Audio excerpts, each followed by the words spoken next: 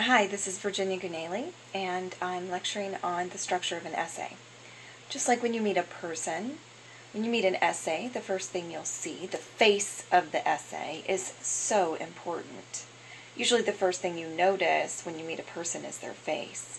If you look in your assignments list, you'll find a handout called Essay Person.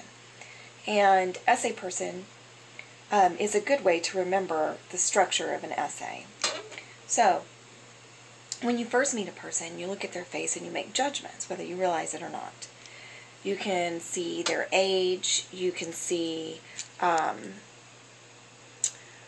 mood. You can determine a lot by a person's face. A person's face is generally what makes the first impression. It's the same with an essay. The base of the essay is the introduction. And in the introduction, you want to hook the reader so that the reader cares to read the essay at all.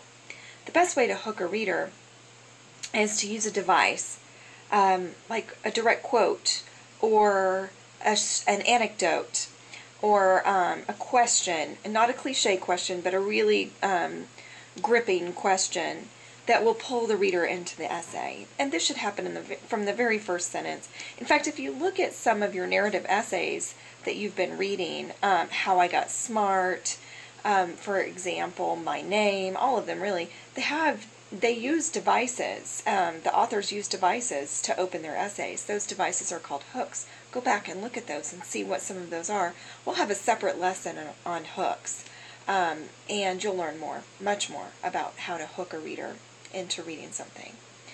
The next thing you need to do is introduce your topic. This is particularly important in essays in which you're writing about a book or a film or something of that sort. So introduce your topic. The next thing you need to do is you need to state your thesis clearly. We'll have a whole lesson on the thesis statement as well. A thesis statement should not be a question. A thesis statement should not state something obvious. A thesis statement should be a point. It could be a persuasive point, or it could be a point that's a theory that you're going to prove in the body of your essay, or it could be an insight into a complex topic. So you need to have a good thesis, 1 to 2 sentences long. And that covers the introduction of the paper. Just like your body supports your head, the body of an essay should support the introduction. Generally speaking, planning the body of an essay it's a process, and it's almost a formulaic process. Body paragraphs should have what I call PEAT. Each paragraph should have a point or idea, P, explanation of that point or idea, excuse me, E, evidence supporting the explanation and the point or idea, that's another E, and a transition to the next paragraph. You can use PEAT as a checklist to make sure each and every one of your paragraphs has what it needs. Now remember, that's just a checklist. I guess you could use it for certain types of essays to create an outline before you write the essay as well. And keep in mind that the point or main idea, it's in the topic sentence, but the topic sentence could be the first or the last sentence of a paragraph. You could explain first and then provide evidence, or you could start with the evidence and then explain. That's up to you. But every paragraph should have PEAT. Evidence could be a direct quote from an expert. It could be an example. It could be